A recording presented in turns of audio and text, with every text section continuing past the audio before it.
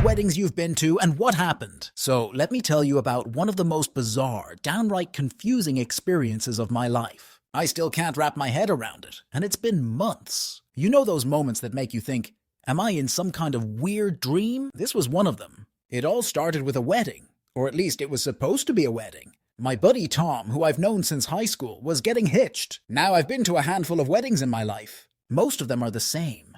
A church or some trendy outdoor venue. Lots of family speeches that go on too long. Mediocre food. A DJ who plays way too much Bruno Mars. And by the end of the night, you're either wishing you'd stayed home or too drunk to care that you didn't. So when I got the invite for Tom's wedding, I wasn't expecting anything particularly out of the ordinary. Except right off the bat, this one was different. The venue was in the middle of nowhere. I mean, seriously nowhere. It was supposed to be at some country club in a town I'd never heard of. I'm talking about one of those towns where you wonder why it's even on a map. One stoplight, a post office that doubles as the town hall, and a diner that probably hasn't changed its menu since the 70s. The kind of place that, if you grew up there, you'd leave as soon as you could and never look back. Now, I'm no stranger to road trips. I enjoy getting out on the open road, blasting music, sipping gas station coffee that tastes like burnt rubber. There's a certain peace to it. But this wasn't your typical scenic drive. The route to this place was, to put it lightly, desolate. The GPS took us off the main highway after about 2 hours, and suddenly we were on these winding back roads, the kind with no cell service, no signs, and no reason to exist other than to make you question your life choices. I was in the car with my girlfriend Sarah and another buddy of mine, Jake. We were making it a day trip. Drive there, sit through the ceremony, maybe stay long enough to grab a drink at the reception, and then get the hell out of Dodge before the town's emptiness seeped into our souls. It seemed like a solid plan. We weren't about to make a weekend out of it or anything. No one was really expecting a wild party in a place like this. But here's the kicker. We hadn't even booked a room at the motel. Why? Well, first off, there was only one motel. One, and it was fully booked. Who the hell had booked out all the rooms? There couldn't have been more than 10 rooms total. Maybe 12 if you counted the manager's office. This wasn't the type of place that catered to tourists or business travelers. No one was coming to this town for a relaxing getaway or to close a big deal. And yet somehow every room was taken. We figured, no big deal. We'll just head out after the ceremony and be back home before midnight. But that question, who even rented those rooms? It would linger in the back of my mind for the rest of the day. And it turned out to be a lot more important than I realized at the time. So we're driving, right? The road's getting narrower. The sky's overcast in that way where it looks like it could rain any second but doesn't quite commit. The whole thing's got this eerie vibe to it. Jake, who's in the back seat, is on his phone trying to pull up the directions again because the GPS has gone completely dark. He's muttering something about, how are we even supposed to find this place? When Sarah suddenly says, there's a sign up ahead. And sure enough, there it is. The world's tiniest, most weathered sign pointing down an even smaller dirt road. It's so old and faded that you can barely read it, but it says something like Cedar Hollow Country Club, 5 miles. There's no way this place was seeing regular business. We turn down the road, and instantly it feels like we're in the intro to a horror movie. Tall trees on either side, no other cars in sight, and not a single sign of civilization. I half expect some guy with a chainsaw to jump out from behind a tree. But hey, it's a wedding, right? How bad could it be? After what feels like forever, we finally pull up to the country club. And let me tell you, calling it a country club was generous. It looked like it hadn't been touched since the mid-80s. The building was this sad beige structure with peeling paint and a gravel parking lot that could probably fit about 10 cars. There were maybe 5 other cars already there, but no people in sight. Not exactly the bustling wedding atmosphere we'd been expecting. We get out of the car, and the first thing I notice is how quiet it is. Too quiet. No birds, no wind rustling through the trees, nothing. Just this heavy, oppressive silence. I look at Sarah, and she's got this, what did we get ourselves into? Look on her face, but we've come this far, so we start walking toward the entrance. As we get closer, I notice there's no one at the door. No staff, no ushers, no one checking to see if you're a guest. Just an open doorway into a dimly lit hallway. It doesn't even look like they bothered to put up any decorations. No flowers, no signs, nothing that says, hey, there's a wedding happening here. At this point, I'm starting to get a bad feeling about the whole thing. But again, how bad could it really be? Turns out pretty bad. So we pull into the parking lot, and right away I notice something's off. Now, I've been to weddings before, and there's usually this hum of energy when you arrive. People milling around, music playing, cars everywhere, laughter, chatter. You can feel it in the air, you know? But here, it was just dead. There were a handful of cars, sure, but not nearly as many as you'd expect for a wedding. The kind of turnout you'd see for a small funeral, not a celebration. And there was no music, no buzzing excitement, no kids running around, no laughter. The whole place felt like it was stuck in this eerie silence, like the kind of quiet that makes your skin crawl a little. We get out of the car, and it hits me how empty the place really is. Not just the parking lot, the whole place. There's no one greeting us at the door, no ushers, no coordinators, no wedding planners doing last-minute touches. Sarah looks at me with a raised eyebrow, and I can tell she's thinking the same. What did we get ourselves into? We walk inside thinking maybe we're just early. Maybe everyone's already outside and we're just late to the party. But nope, that wasn't it. As we step into the main hall, it becomes pretty clear that we're not missing anything. The place is practically deserted. I'm not exaggerating when I say there were maybe 20-30 people tops scattered across this vast empty space. It was like someone had invited the world's smallest wedding to the world's biggest venue. A few guests were huddled together in awkward clusters, all with the same look on their faces. Confused, but trying not to show it. You could see it in their eyes, though. Everyone was wondering what the hell was going on, but didn't want to be the first to ask. Jake, ever the optimist, says, "Maybe everyone's outside already?" So we decide to head out to the courtyard, where the ceremony's supposed to take place. As we're walking, I notice that the place looks unfinished, or maybe abandoned. The walls are a bit too worn, the lights dimmer than they should, like no one had bothered to spruce it up for the wedding. I start to wonder if we've walked into the wrong place. But no, this is definitely the spot. There's a big sign out front that says, "Tom and Emily's Wedding," with an arrow pointing toward the courtyard, though the sign looks like it was hastily thrown together. We push through the doors to the outside, and the scene is even stranger than inside. The courtyard is massive, big enough to host 100 guests easily, but instead of being full of people, it's almost entirely empty. The rows of chairs, and there were a lot of them, hundreds, were mostly vacant, and the few that were occupied had people sitting there like they were waiting for something that might never come. The weirdest part, though, was the wind. It wasn't a strong wind, not like a storm was rolling in, but just this constant, steady breeze that kept knocking the chairs over. You'd see a row of them just topple one after the other like dominoes. And there were these poor staff members, maybe 3 or 4, running around trying to set them back up.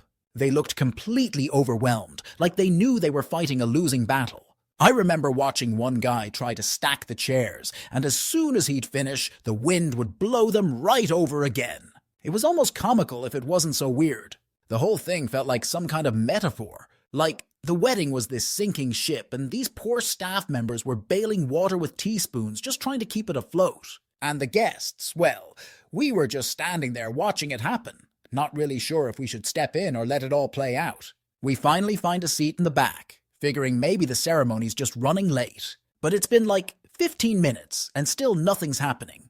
People are starting to murmur, glancing at each other with these awkward half-smiles that say, "Is this normal?" And in the distance, I see Tom. He's pacing near the altar, his back to the guests, talking to someone who I can only assume is the officiant, though from this far away, it's hard to tell. Sarah nudges me and whispers, "Do you think something's wrong?" I didn't have an answer for her. The whole thing just felt off. The energy, or lack thereof, was palpable. I mean, weddings aren't supposed to feel this tense, right? You're supposed to feel excited, happy, maybe a little nervous. But here, it felt like we were all waiting for something to go wrong. About 10 minutes later, a guy in a wrinkled suit, who I later found out was one of the groomsmen, comes up to the front and kind of awkwardly clears his throat. He doesn't have a microphone, so everyone in the back leans forward to hear. He says something like, "Hey everyone, so we're just having a little bit of a delay. Nothing to worry about. Just hang tight for a few more minutes and we'll get started soon." A delay? Sure, except no one had said why there was a delay or what the problem was. And let me tell you, the vibe from the handful of other guests didn't exactly scream confidence. A couple of people started making jokes under their breath, but you could feel the tension. Something wasn't right, and everyone knew it. At this point, Sarah's scrolling through her phone, probably Googling, "How long do you wait before leaving a wedding?" Jake's just sitting there, arms crossed, looking bored as hell. And me, I'm just trying to piece together what the hell was going on. Why was this wedding so wrong? And that's when I saw her. The bride. She comes out of this side door in the back, the one that leads to what I guess was a dressing room. She's alone. No bridesmaids, no parents, nothing. Just her in her wedding dress, standing there like she doesn't know whether to move forward or run. Her face was pale, and her eyes darted around the courtyard like she was searching for something, or someone, that wasn't there. And that's when it hit me. This wasn't just a delay. Something was seriously wrong. So there we were, sitting in the back row of this weirdly empty courtyard, watching the whole thing unravel in slow motion. At first, we tried to find humor in it, you know? There was this strange kind of amusement in how badly things were going. Jake kept making sarcastic comments under his breath like, well, this is going off without a hitch. And Sarah was texting her friend back home about how this was the weirdest wedding she'd ever been to. It was one of those situations where you can't help but laugh because what else are you going to do? But the longer we sat there, the more it started to sink in that something was seriously wrong. The ceremony time came and went, and there was no sign of anything happening. No music, no procession, nothing. We just sat there, waiting. At first, people were trying to be polite, pretending like everything was fine. But after about 20 minutes, you could feel the mood shift. People were exchanging these awkward glances, silently asking each other, is this actually happening? Are we seriously sitting here for nothing? And then it became clear. Whatever was supposed to happen today was not going down the way it was planned. I think we waited for about an hour in total. At some point, I stood up and walked over to the little makeshift bar they'd set up on the side of the courtyard. The bartender, a guy who looked like he wanted to be anywhere else, poured me a drink without saying a word. I think he knew this wedding was a lost cause. I stood there for a bit, sipping my whiskey, staring at the empty chairs blowing in the wind, and thinking about how surreal the whole thing was. I mean, weddings get delayed sometimes, sure, but this felt like something else entirely. Finally, after what felt like an eternity of waiting, someone from the venue came out. And when I say someone, I mean it was clearly not a wedding planner or a staff member with any authority. This poor guy looked like he'd drawn the short straw, and they'd sent him out to do the dirty work. He was in his 20s, dressed in a wrinkled polo shirt, and you could tell from the look on his face that he really didn't want to be the one delivering the news. He sort of shuffled up to the front, cleared his throat, and said in the most awkward, stilted way possible, sorry folks, but, there's no wedding today. You can go home now. That was it. That was the announcement. No explanation, no grand apology, no nothing. Just, it's over, time to leave. I remember standing there, drink in hand, staring at the guy like, did I hear that right? I turned to Sarah, and she had this look on her face like she couldn't believe it either. Jake, meanwhile, just burst out laughing. He couldn't help himself. It was the most ridiculous thing we'd ever seen. People started to shuffle out, some of them asking the guy what had happened, but he didn't have any answers. He just kept repeating, I'm sorry, I don't know. I'm just here to tell you it's not happening. And with that, everyone slowly began to filter out of the courtyard, like they were leaving a movie halfway through because the projector broke. There was this weird kind of defeated vibe in the air, like we'd all shown up for something important, but it had just fizzled out without any explanation. The bride? Nowhere to be seen.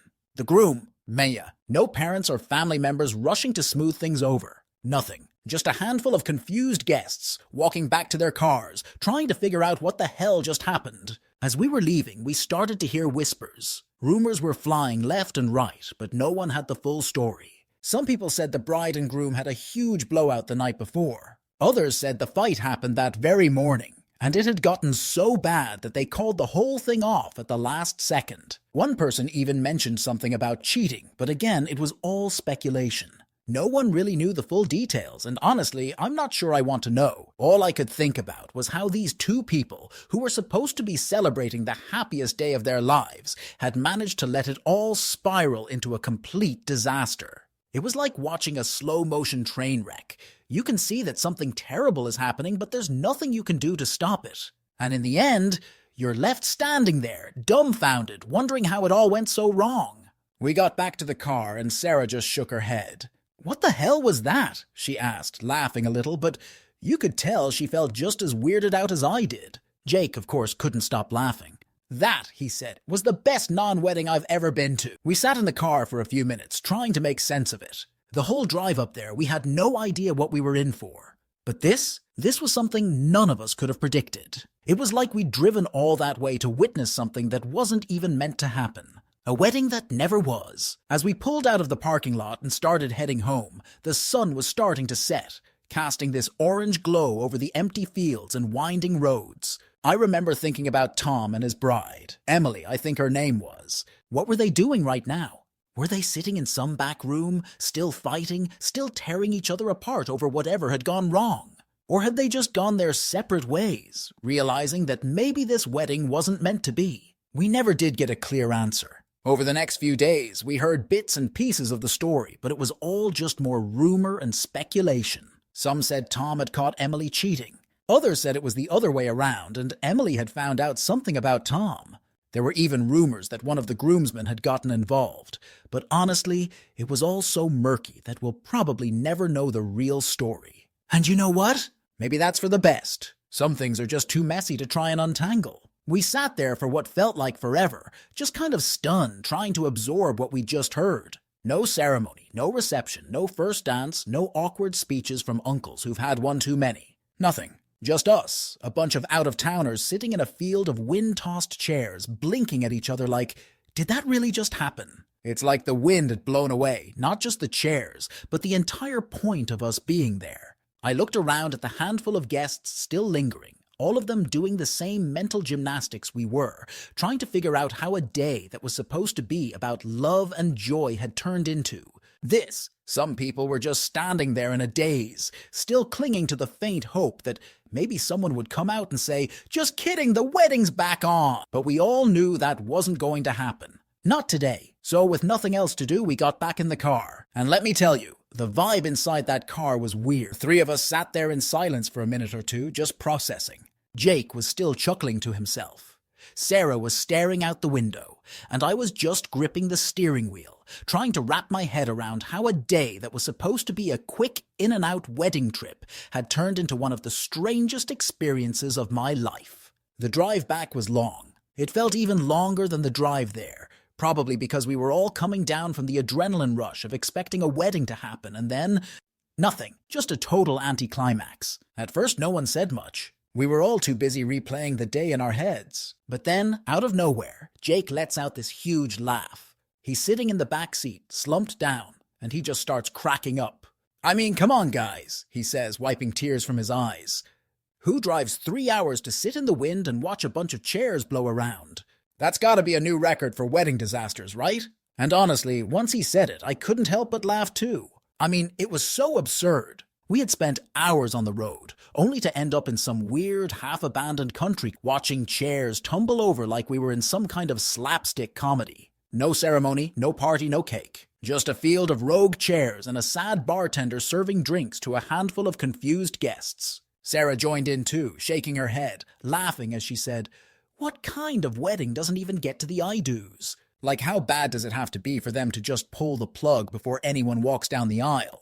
We spent the rest of the drive home, laughing at how ridiculous the whole thing had been. Every few minutes, one of us would come up with another detail we hadn't noticed at the time, but now seemed hilarious in retrospect. Like how the guy who came out to tell us it was all over couldn't even make eye contact, like he was embarrassed to be the one delivering the bad news. Or how, for a split second, we thought maybe the bride had come out to get married by herself before she disappeared back into the dressing room. And you know, the more we laughed about it, the more it turned into one of those stories that was so bizarre it became funny. We'd driven all that way, expecting the usual wedding fanfare, flowers, speeches, drunken dancing, and instead we got a front row seat to what was probably the most awkward non-wedding in history. At one point, Jake said, "This is gonna make for one hell of a story when people ask us how the wedding went." And he was right. The more I thought about it, the more I realized that in a strange way, it was one of the most memorable weddings I'd ever been to. Sure, it never actually happened, but that's what made it stand out. We've all been to weddings before, and they all kind of blur together after a while, right?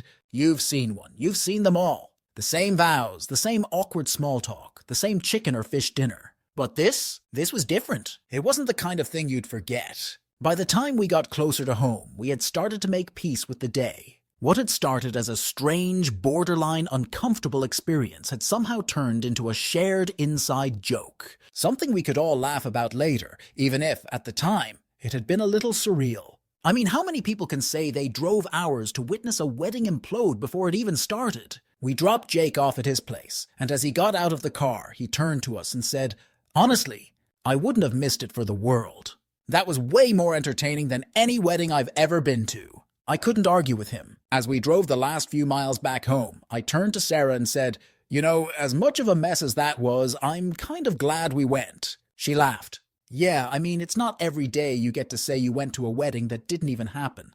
And that was the truth. We didn't see vows exchanged, we didn't get to awkwardly dance to Uptown Funk, and we definitely didn't catch the bouquet. But what we did get was a story that was so ridiculous, so absurd, that it had already become one of the most memorable non-weddings we'd ever be part of. Looking back on it now, I still laugh. It's the kind of experience that sticks with, not because it was beautiful or meaningful, but because it was such a train wreck that you can't help but remember every awkward detail. I think it says a lot about life, honestly. Sometimes the most memorable moments aren't the ones that go perfect. They're the ones that fall apart in spectacular fashion. And that's exactly what this was.